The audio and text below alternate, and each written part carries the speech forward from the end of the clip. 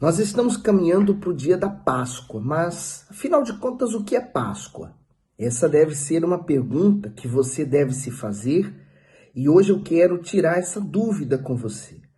A Páscoa ela se divide em duas histórias. A primeira, dos antigos hebreus, e até hoje o povo judeu comemora a Páscoa, representando a saída deles da terra do Egito, da escravidão, em rumo à Terra Santa. Então, eles comemoram a Páscoa nesse dia. Já nós cristãos, nós comemoramos a Páscoa com a morte e a ressurreição do nosso Senhor Jesus. Ele é a nossa Páscoa.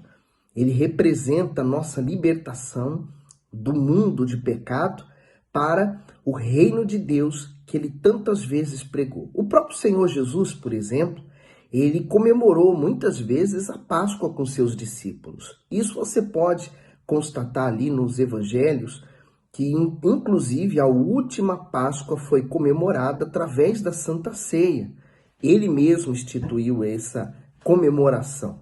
Mas, olhando agora aqui para o texto sagrado, olha o que está em Êxodo, capítulo 12, versículo 7. Ele diz assim com respeito à primeira Páscoa, aquela em que veio as 10 pragas sobre o Egito, das 10 a última seria a morte dos primogênitos. E Deus deu uma direção para o povo, dizendo assim no 7, e tomarão do sangue e poloão em ambas as ombreiras, e na verga da porta, nas casas em que o comerem. E naquela noite comerão a carne assada no fogo com pães ázimos, com ervas amargosas a comerão. Não comereis dele cru nem cozido em água, senão assado no fogo. E sua cabeça com seus pés e com suas fressuras. E nada dele deixareis até amanhã, mas o que dele ficar, até amanhã queimareis no fogo. Assim o comereis. Olha como é que seria o dia da Páscoa, né? Como que seria aquele primeiro dia? Os vossos lombos cingidos, quer dizer, eles tinham que estar bem vestidos já. Os vossos sapatos nos pés e os vossos cajados nas mãos, como se eles já fossem sair. E comereis apressadamente, apressadamente. Essa é a Páscoa do Senhor. E aí ele diz apressadamente, justamente porque seria a forma como eles iriam sair do Egito. Com a morte do primogênito, Faraó teria o seu primogênito também morto, como muitos egípcios. O choro, o lamento, a dor seria muito grande e eles expulsariam os hebreus do Egito. Apressadamente eles teriam que sair. Então, eles já estavam prontos para ir embora. Aí no 12 diz assim, e eu passarei pela terra do Egito esta noite e ferirei todo primogênito na terra do Egito, desde os homens até os animais. E em todos os deuses do Egito farei juízo, eu sou o Senhor. E aquele sangue vos será por sinal nas casas em que estiverdes. Vede, vendo eu o sangue, passarei por cima de vós, e não haverá entre vós praga de mortandade, quando eu ferir a terra do Egito. Então, essa foi a 10ª praga que o Egito sofreu para que pudesse haver a saída do povo hebreu. Primeiro, houve o clamor, Deus enviou Moisés. Moisés veio com aquelas 10 pragas e essa foi a última das 10 pragas e a pior também. Então, quando o anjo da morte passava e ele via sobre as ombreiras das portas o sangue daquele cordeiro que foi morto, então ele não entrava na casa para matar o primogênito. Já as casas que não havia essa marca, então esse anjo da morte entrava e matava o primogênito. Sabe, essa história do passado tem muito a nos dizer. Primeiro, eles eram escravos, sofriam, não tinham direito a absolutamente nada. Então a saída deles dessa escravidão é a libertação daquela vida antiga, daquela vida passada, daquela vida de sofrimento. Então, é a saída deles rumo a uma terra que Deus prometeu a eles. Prometeu a Abraão, Isaac e Jacó. Então, eles saíram em rumo àquela terra prometida, em busca daquilo que havia sido prometido pelo Deus Todo-Poderoso a eles. Então, é a saída deles da terra do Egito, da terra do paganismo, da terra do pecado, em rumo à terra que mana leite e mel, a terra onde Deus iria ser o principal na vida deles.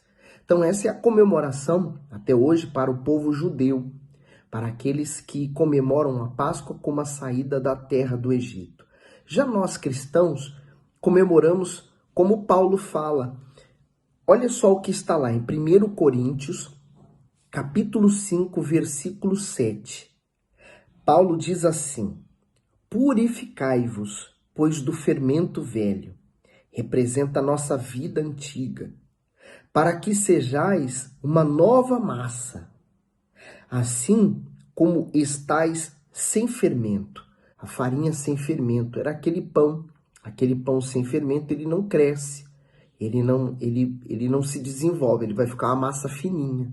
Mas o fermento, ele é representado na Bíblia também como a falsidade, como a enganação. Então, quando ele fala assim, assim estais sem fermento, quer dizer, nós nos entregamos, nos despojamos, nós pegamos a nossa vida como ela era, fingida, uma vida de mentira, uma vida de tristezas, de angústia. A gente pode até comparar uma vida como a vida de escravo no Egito.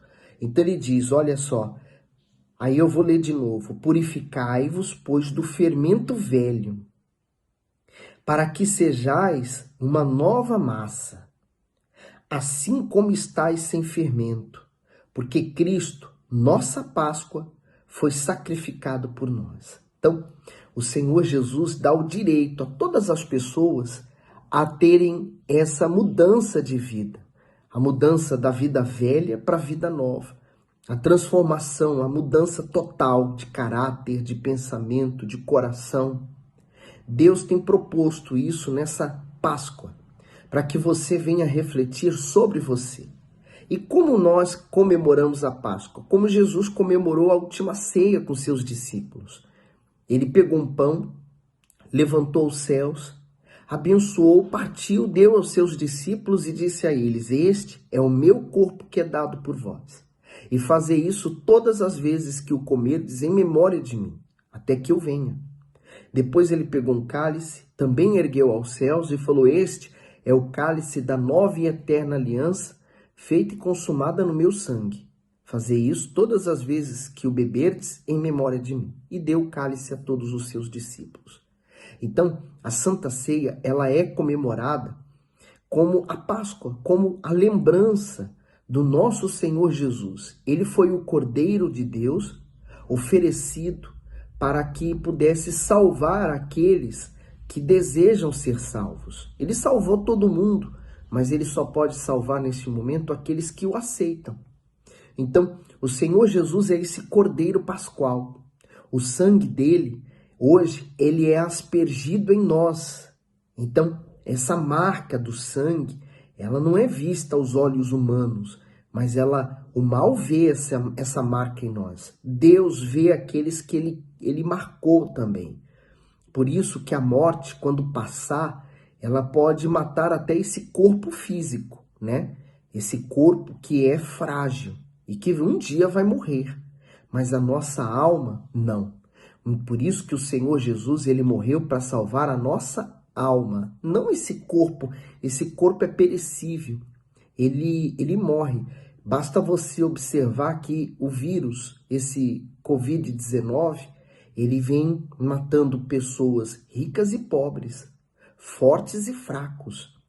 Ele quando atinge uma pessoa, ele consegue destruir o corpo da pessoa. Mas se a pessoa está salva, a alma dela está salva, essa alma, então, ela não morre. Ela vive e vai viver eternamente com Deus. Então, o objetivo da Páscoa é isso. É a nossa libertação do passado.